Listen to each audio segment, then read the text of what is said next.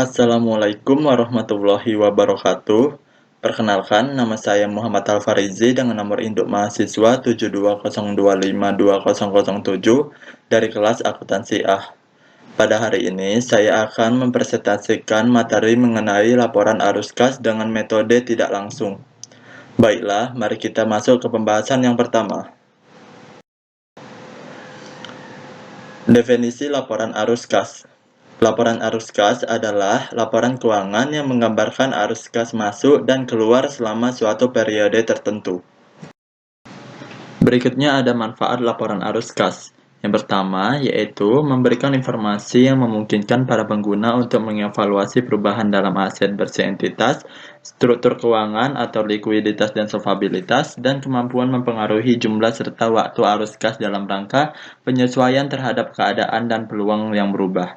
Yang kedua, yaitu menilai kemampuan entitas dalam menghasilkan kas dan setara kas, dan memungkinkan para pengguna mengembangkan model untuk menilai dan membandingkan nilai sekarang dari arus kas masa depan atau future cash flows dari berbagai entitas. Yang ketiga, yaitu meningkatkan daya banding pelaporan kinerja berbagai entitas. Klasifikasi arus kas.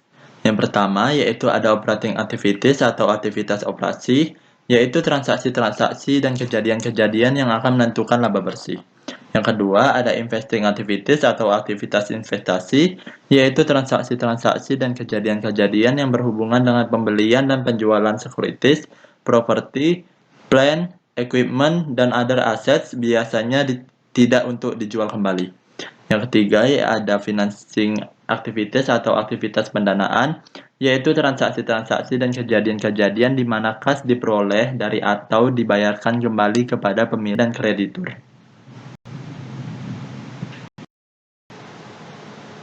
Aktivitas operasi, cash inflow-nya berasal dari 1. Penjualan tanah, kemudian ada penagihan piutang, kemudian ada pendapatan bunga, kemudian ada pendapatan dividen. Untuk cash outflow-nya dari 1. Pembelian inventory, yang kedua pembayaran bunga, yang ketiga upah, yang keempat utilities, yang kelima sewa. Kemudian untuk aktivitas investasi, untuk cash inflow-nya berasal dari 1. Penerimaan penjualan aset tetap, aset tidak berwujud, dan aset jangka panjang lainnya. Yang kedua, dari penerimaan kas dari kontrak, future atau forward, future untuk pendanaan. Yang ketiga, yaitu penerimaan penjualan instrumen utang atau kas yang selain diperdagangkan. Yang keempat, yaitu penerimaan kas dari pelunasan uang muka dan pinjaman dari pihak lain. Untuk cash outflow-nya berasal dari 1. Pembayaran kas untuk membeli aset tidak tetap, aset tidak berwujud, biaya pengembangan dikapitalisasi. Yang kedua, yaitu pembayaran kas dari kontrak future, forward, swap untuk aktivitas pendanaan. Yang ketiga, yaitu pembayaran untuk membeli instrumen utang atau ekuitas atau ventura selain untuk diperdagangkan. Kemudian, untuk aktivitas pendanaan, cash inflow-nya yang berasal dari 1. Mengeluarkan saham atau stok. Yang kedua, meminjamkan hipotek dan obligasi. Kemudian, untuk cash outflow-nya berasal dari 1. Bayar dividen. Yang kedua, mencicil pinjaman hipotek atau obligasi. Yang ketiga, membeli treasury stock. Metode pelaporan arus kas dari aktivitas operasi. Ada 2 metode. Yang pertama yaitu metode langsung, yaitu metode yang melaporkan arus kas bersih dari operasi yang menggambarkan penerimaan dan pembayaran kas untuk periode waktu itu. Yang kedua yaitu metode tidak langsung, yaitu metode yang melaporkan arus kas bersih dari operasi, termasuk memposisikan laba bersih pada kas basis. Itu menunjukkan bagaimana arus non-kas mempengaruhi laba bersih. Baiklah, mari kita bahas mengenai metode tidak langsung. Metode tidak langsung.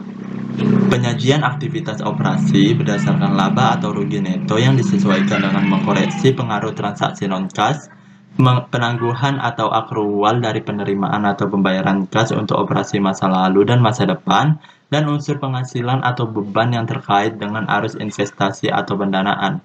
Berikut merupakan tabel transaksi-transaksi yang menambahkan atau mengurangkan net income. Bisa kita lihat pada sebelah kiri, yaitu hal-hal yang bisa menambahi net income seperti beban penyusutan, amortisasi aset tidak berwujud, amortisasi diskon obligasi, peningkatan kewajiban pajak penghasilan tangguhan, kerugian atas penyertaan saham biasa dengan menggunakan metode ekuitas, kemudian ada rugi penjualan aset pabrik, kemudian ada kerugian penurunan nilai aset, kemudian ada penurunan piutang, kemudian penurunan persediaan, kemudian penurunan biaya dibayari muka, kemudian kenaikan hutang dagang, kemudian peningkatan kewajiban yang masih harus dibayar.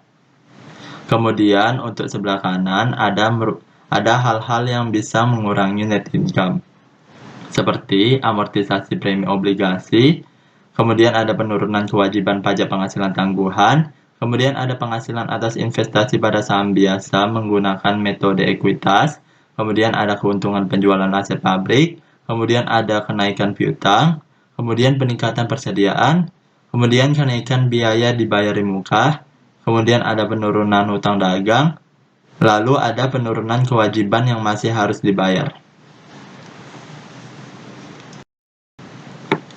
Keunggulan dari metode tidak langsung. Yang pertama yaitu berfokus pada perbedaan antara laba atau rugi bersih dengan arus kas bersih dari kegiatan operasi. Yang kedua yaitu memberikan informasi yang menghubungkan laporan arus kas, laporan laba rugi, dan laporan posisi keuangan. Metode tidak langsung menggunakan penyesuaian sebagai berikut. Yang pertama yaitu penyesuaian piutang dan harta lancar lainnya. Yang kedua yaitu penyesuaian utang dan kewajiban lancar lainnya. Yang ketiga ada penyesuaian penyusutan dan item bukan kas lainnya. Yang keempat ada penyesuaian laba atau rugi. Yang pertama ada penyesuaian receivables atau piutang. Perubahan pada perkiraan langsung mempengaruhi pencatatan pendanaan dengan accrual basis. Berikut merupakan tabel dari penyesuaian tersebut. Yang pertama ada akun receivable. Jika akun change-nya increase, maka adjustment to net income-nya decrease. Kemudian akun receivable, jika akun change-nya decrease, maka adjustment to net income-nya increase. Kemudian untuk inventory, jika account change-nya increase, maka adjustment to net income-nya decrease. Kemudian ada penyelesaian payables atau utang. Perubahan utang lancar merupakan kebalikan dari perkiraan harta lancar. Berikut merupakan tabel penyesuaiannya, yaitu akunnya account payable, account change-nya increase, maka adjustment to net income-nya increase. Kemudian untuk wages payable, account change-nya decrease, kemudian adjustment to net income-nya decrease. Kemudian untuk penyesuaian laba dan rugi tidak menunjukkan pengaruh transaksi kas. Maka untuk penyesuaiannya, ketika rugi maka adjustment to net income-nya increase. Lalu ketika laba maka adjustment to net income-nya decrease. Kemudian untuk penyesuaian bukan kas, depreciation dan item-item bukan kas, dan semua itu tidak dilaporkan dalam laporan arus kas. Kemudian, item-item bukan kas yang mengurangi net income harus ditambahkan kembali ke net income pada metode tidak langsung. Kemudian, item-item bukan kas yang menambah net income harus mengurangi net income pada metode tidak langsung. Berikut merupakan format umum laporan arus kas. Yang pertama yaitu ada cash provided by or used for, yang terdiri dari operating activities, investing activities, financing activities, lalu jumlahnya menjadi net increase or decrease in cash. Kemudian masukkan jumlah dari cash beginning of year, kemudian dijumlahkan hasilnya menjadi cash end of year. Cara-cara penyajian laporan arus kas. Yang pertama, hitung berapa perubahan saldo kas pada periode berjalan. Yang kedua, konversikan ikhtisar operasi income statement dari accrual basis ke cash basis. Hapuskan beban yang tidak melibatkan pengeluaran cash seperti depreciation. Kemudian, hapus gains and loss berhubungan dengan investasi atau aktivitas pendanaan. Kemudian, lakukan penyesuaian atas perubahan saldo dari current assets dan current liabilities. Yang ketiga yaitu analisa long-term assets untuk mengidentifikasi pengaruh arus kas dari aktivitas investasi. Yang keempat yaitu analisa long term debt dan perkiraan stockholders equity untuk menentukan pengaruh arus kas dari transaksi-transaksi pendanaan. Yang kelima yaitu yakini bahwa total arus kas baru dari operasi, investasi, dan aktivitas pendanaan sama dengan pertambahan atau penurunan cash yang telah dihitung pada langkah 1. Kemudian susun laporan formalnya. Yang keenam yaitu sajikan pengungkapan pelengkap dari transaksi-transaksi penting bukan kas. Berikut merupakan ilustrasi soal. Pada tanggal 1 Januari 2015, pada tahun pertama operasinya, Telemarketing Inc. menerbitkan 50.000 saham biasa dengan nilai nominal $1 untuk uang tunai $50.000. Perusahaan menyewakan ruang kantor, furnitur, dan peralatan telekomunikasi dan melakukan layanan pemasaran sepanjang tahun pertama.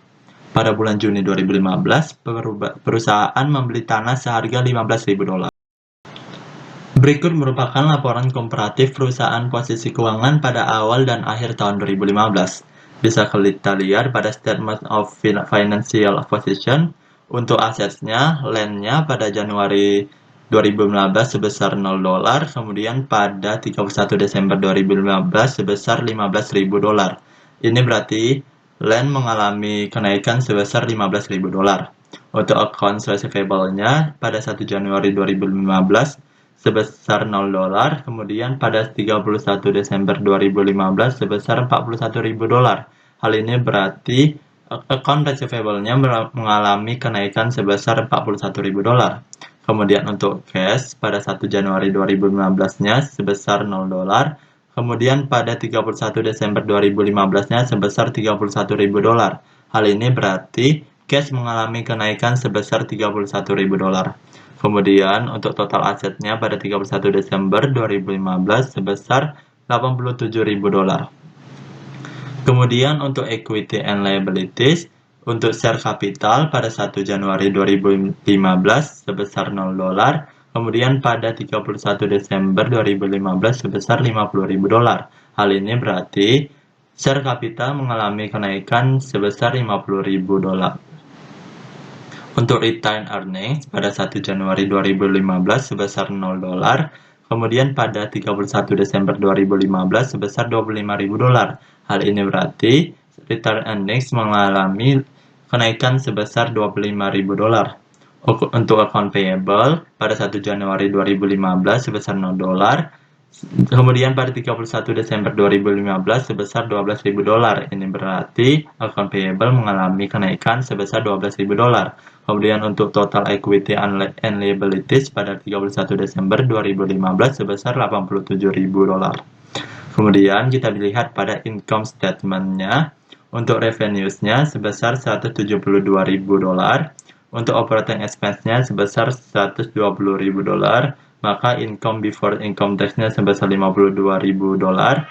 Lalu income tax-nya sebesar $13.000, maka dihasilkan net income sebesar $39.000. Ada informasi tambahan yaitu dividen sebesar $14.000 dibayarkan pada tahun berjalan. Berikut merupakan jawaban dari ilustrasi soal tersebut. Untuk aktivitas operasi bisa kita lihat di sini. Untuk cash flows from operating activities, untuk net income-nya sebesar $39.000. Kemudian adjustment to reconcile net income to net cash provided by operating activities. Yang pertama ada increase in account receivable sebesar minus $41.000. Kemudian ada increase in account payable sebesar $12.000, maka adjustment-nya sebesar minus $29.000. Maka menghasilkan net cash provided by operating activities sebesar $10.000. Kemudian untuk aktivitas investasi, cash flows from investing activities, ada purchase of land sebesar minus $15.000. Kemudian menghasilkan net cash used by investing activities sebesar minus $15.000. Kemudian untuk aktivitas pendanaan, untuk cash flows from financing activities, ada issuance of ordinary shares sebesar $50.000. Kemudian ada payment of cash dividend sebesar minus $14.000. Maka menghasilkan net cash provided by financing activities sebesar $36.000.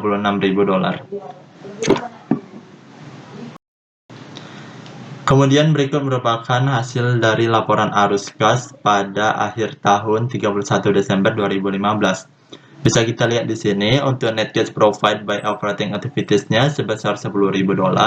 Kemudian net cash used by investing activities-nya sebesar minus $15.000. Kemudian untuk net cash provided by financing activities-nya sebesar $36.000.